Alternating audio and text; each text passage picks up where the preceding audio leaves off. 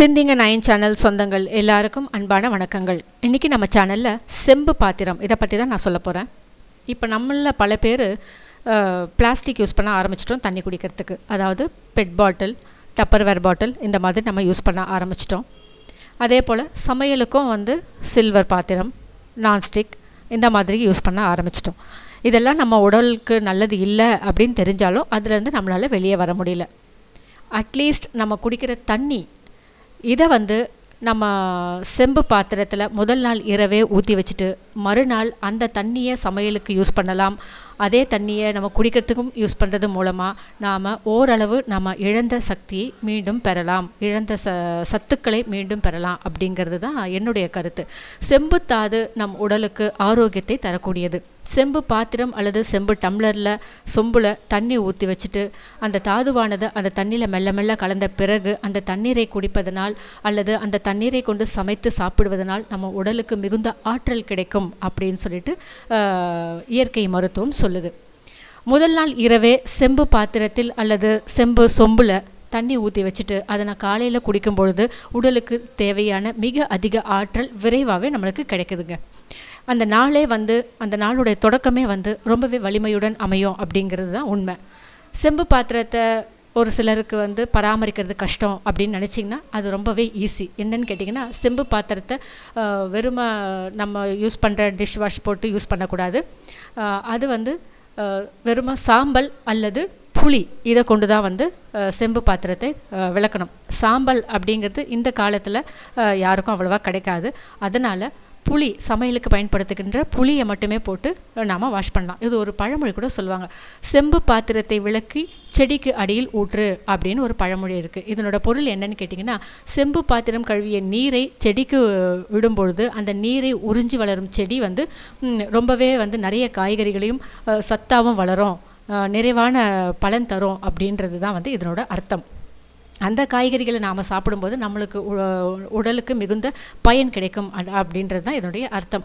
அதனால் அந்த தண்ணியை விட்ட செடியே அவ்வளவு ஆரோக்கியமாக இருக்கும்போது அந்த செம்பு பாத்திரத்தில் ஊற்றி வச்ச தண்ணியை நாம் குடிக்கிறது அப்படின்றது எவ்வளோ ஒரு நன்மை அப்படின்றத யோசனை பண்ணி பாருங்கள். செம்பு அப்படின்ற ஒரு காப்பர் சத்து தான் இரத்த விருத்திக்கு ரொம்பவே தேவையான அடிப்படை தாது உப்பு. செம்பு பாத்திரத்தில் தண்ணியை ஊற்றி வச்சுட்டு சில மணி நேரங்கள் கழித்து குடிக்கும்பொழுது தண்ணீருடன் சேர்ந்து செம்பு தாதுவும் நம் உடலுக்கு சென்று உடல் உறுப்புகள் சீராக வேலை செய்ய உதவுது. மேலும் செம்பு தாது நல்ல இரத்த அணுக்களை தொடர்ந்து அதிகமாக உற்பத்தி செய்யும் திறன் கொண்டது. அப்படிங்கிறதால தான் செம்பு கலந்த நீரை குடிக்கும்பொழுது ரத்தம் இயல்பாகவே சுத்திகரிக்கப்படுது. இதனால் இரத்த புற்றுநோய் உள்ளிட்ட இரத்தம் சார்ந்த உடல்நல பிரச்சனைகள் அதிகமாக வராது. செம்பு கலந்த நீரானது எலும்பை உறுதி செய்து, மேலும் பெண்கள் மற்றும் குழந்தைகளை பாதிக்கும் இரத்த சோகை பிரச்சனை அப்படிங்கிற நோயிலிருந்து நம்மளை பாதுகாக்குது. குறிப்பாக கர்ப்பிணி பெண்கள் செம்பு பாத்திரத்தில் ஊறிய தண்ணீரை குடிப்பதால் தாய்க்கும் பிறக்க போகும் குழந்தைக்கும் உடல் ஆரோக்கியம், உடல் வலிமை கிடைக்கும். நாம் பெரும்பாலும் பயன்படுத்தக்கூடிய எவர் சில்வர் பாத்திரங்களை விடவும் செம்பு பாத்திரங்கள் ரொம்பவே சிறந்ததுங்க. செம்பு பாத்திரத்தில் தண்ணி நிரப்பி உணவு சமைத்து சாப்பிட்றதன் மூலமாக விந்தணு உற்பத்தி அதிகமாகும். குறிப்பாக முந்தைய காலங்களில் பெண்கள் திருமணம் செய்து அனுப்பும்போது செம்பு பாத்திரங்களை சீராக கொடுத்து அனுப்புவாங்க. இது எத்தனை பேருக்கு ஞாபகம் இருக்குன்னு தெரியல. புதுமண தம்பதிகள் செம்பு பாத்திரத்தை பயன்படுத்தி விரைவில் குழந்தை பேரு, நோய் நொடி இல்லாத நீண்ட ஆயுள் பெறணும் அப்படிங்கிறதுக்காக தான் இந்த ஒரு சடங்கை நம்ம கொண்டு வந்தாங்க. இப்போ இதில் நீரை எப்படி குடிக்கணும் அப்படின்னு நான் சொல்கிறேன். குடிநீரை நன்றாக காய்ச்சி ஆற வச்சு செம்பு பாத்திரத்தில் முதல் நாள் இரவே ஊற்றி வச்சிடலாம். இந்த தண்ணியை மறுநாள் காலையில் குடிக்க பயன்படுத்தலாம். இந்த மாதிரி நைட்டு ஊற்றி வைக்கும்போது அதில் சீரகம், துளசி, புதினா, ரோஜா இதழ் இந்த மாதிரி மூலிகைகளை தினம் ஒன்றாக கலந்து குடித்தா இன்னுமே கூடுதல் நன்மை கிடைக்கும்.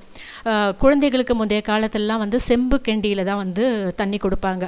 அதனால் அந்த தண்ணியை குடித்து வளரும் குழந்தைகள் ஆரோக்கியமாக இருந்தாங்க. காலப்போக்கில் அந்த பழக்கம் மறைஞ்சு போயிடுச்சு. இன்றைக்கி இருக்கிற குழந்தைங்க பல்வேறு உடல்நல பிரச்சனைகள் அதிக அளவில் பார்க்குறாங்க. அதனால் செம்பு பாத்திரங்கள் நிரம்பிய நீரை குழந்தைகளுக்கு பருக கொடுத்தால் குழந்தைகள் ஆரோக்கியமாக இருப்பார்கள் அப்படிங்கிறது தான் என்னுடைய கருத்து. செம்பு பாத்திரத்தை துலக்கும் பொழுது சோப்பு, டிஷ்வாஷ், சபீனா இதெல்லாம் போட்டுறாதீங்க. வெறுமை சாம்பல் கிடைச்சா சாம்பல் பயன்படுத்தி விளக்கலாம். அப்படி இல்லாத பட்சத்தில் நீங்கள் சமையலுக்கு யூஸ் பண்ணுற புளியே போதுமானது.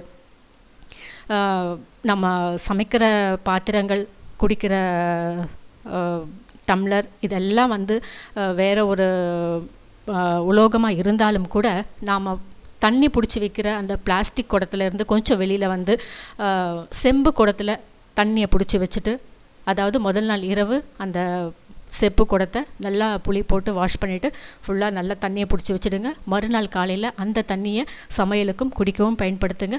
உங்களுடைய ஆரோக்கியம் வலுவான ஆரோக்கியமாக இருக்கும். இதை நீங்கள் குழந்தைகளுக்கும் பழக்குவீங்கன்னு நம்புகிறேன். இந்த தொகுப்பு உங்களுக்கு ரொம்பவே பிடிச்சிருக்குன்னு நினைக்கிறேன். இந்த சேனலை சப்ஸ்கிரைப் பண்ணுங்கள், ஷேர் பண்ணுங்கள், லைக் பண்ணுங்கள். தவறாமல் உங்களுடைய கருத்துக்களை எங்களுக்கு பதிவு பண்ணுங்கள். எல்லாருக்கும் வணக்கம்.